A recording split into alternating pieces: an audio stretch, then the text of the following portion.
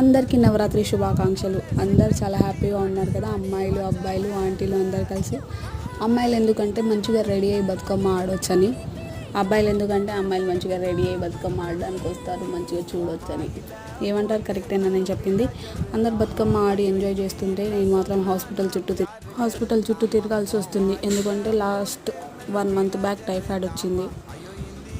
Typhoid fever అయితే పోయింది, కానీ బాడీ పెయిన్స్ మాత్రం అలాగే ఉన్నాయి. ఈ మధ్య చాలామందికి ఫీవర్, బాడీ పెయిన్స్ వస్తున్నాయి కదా, అలా నాకు కూడా చాలా 2-3 months నుంచి ఎక్కడ చూసినా హాస్పిటల్లో ఇదే టాపిక్ ఉంది. అందరికీ ఫీవర్, బాడీ పెయిన్స్ అని చెప్పేసి, బాడీ పెయిన్స్ ఉన్నాయని.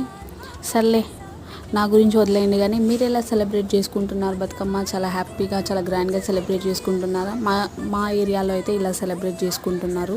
ఈ 9 days లోపు నాకు కూడా ఓకే అనిపిస్తే నేను కూడా ఎంజాయ్ చేయాలనుకుంటున్నాను. వినాయక చవితి తర్వాత ఎవరికైనా ఇష్టమైన ఫెస్టివల్